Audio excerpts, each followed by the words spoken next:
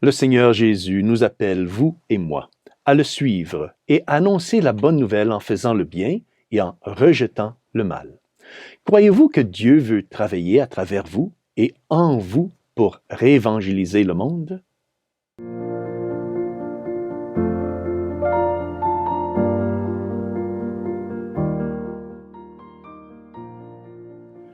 Au nom du Père, et du Fils, et du Saint-Esprit. Amen. Chers frères et sœurs, Salve Maria. L'Évangile d'aujourd'hui nous est présenté par Saint Matthieu, chapitre 10, versets 1 à 7. Et c'est le début du discours missionnaire de Jésus. Lisons un extrait de l'Évangile d'aujourd'hui. En ce temps-là, Jésus appela ses 12 disciples et leur donna le pouvoir d'expulser les esprits impurs et de guérir toute maladie et toute infirmité. Et il continue. Et ces 12, Jésus les envoya en mission avec les instructions suivantes. Proclamez que le royaume des cieux est tout proche. Le cœur du message de l'Évangile est assez simple. Le royaume de Dieu est proche. Le royaume de Dieu est imminent. Qu'est-ce que le royaume de Dieu? Nous pouvons effectivement trouver la réponse à cette question dans le Notre Père, lorsque nous prions, que ton règne vienne, que ta volonté soit faite sur la terre comme au ciel. Oui, que ta volonté soit faite sur la terre comme au ciel. Ainsi, le royaume de Dieu, c'est quand les gens se soumettent et honorent Dieu en faisant sa volonté. Mais pour atteindre ce but, le Seigneur convoque d'abord les disciples, puis les nomme tous par leur nom. Puis, il les envoie en mission. Dans ce discours de la mission, l'accent est mis sur 3 aspects. Nous avons d'abord l'appel, ensuite les noms, ensuite la mission.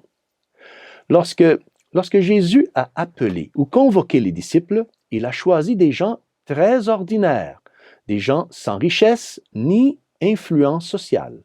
Ils étaient choisis parmi les gens ordinaires qui faisaient des choses bien ordinaires. Ils n'avaient aucune instruction ou éducation très spéciale. Il a choisi ces 12 hommes, non pour ce qu'ils étaient ou pour ce qu'ils ont fait, mais pour ce qu'ils pourraient devenir sous la direction et la grâce de Jésus. Jésus n'a jamais choisi les qualifiés, il qualifie les élus. Donc, notre première leçon aujourd'hui est que lorsque le Seigneur m'appelle à le servir et à servir les autres, je ne dois pas penser que je n'ai rien à offrir. Le Seigneur m'appelle, me prend tel que je suis pour m'aider à progresser en union avec lui et me faire participer à l'avènement de son royaume. La liste des noms dans l'Évangile d'aujourd'hui est intéressante, car tous les noms des apôtres viennent de l'Ancien Testament, sauf un nom. Philippe. Oui, Philippe l'apôtre est en fait un nom grec. Un nom grec est en fait un nom d'origine païenne. C'est intéressant, car bien que la plupart des noms des apôtres proviennent donc de l'Ancien Testament et indiquent une continuité avec les choses du passé, il y a aussi une nouveauté, donc une fraîcheur pour l'avenir dans le nom de l'apôtre Philippe, un nom païen. Le Seigneur donc prend de l'ancien, mais prend aussi du nouveau et les unit pour faire un nouvel avenir. Ainsi, les noms sont importants et nous devrions apprendre à aimer et à honorer nos propres noms. Aimez-vous votre nom? Nous devons aimer et honorer nos noms pourquoi? Parce que chacun de nous va être appelé par Dieu par son nom. Troisième aspect de l'Évangile d'aujourd'hui, c'est la mission. La mission du disciple est de suivre Jésus, le Maître, et de proclamer que le royaume de Dieu promis est imminent, comme nous le verrons bien plus tard dans l'Évangile de Saint Matthieu. Lorsque Saint Matthieu, il écrit que notre Seigneur a dit Allez et faites de toutes les nations des disciples. Et ensuite, dans l'évangile de Saint Marc, quand le Seigneur dit « Allez par tout le monde et prêchez l'évangile à toute la création ». Parmi les 12 élus de notre Seigneur, les 12 apôtres, il y a le nom scandaleux du traître Judas Iscariote.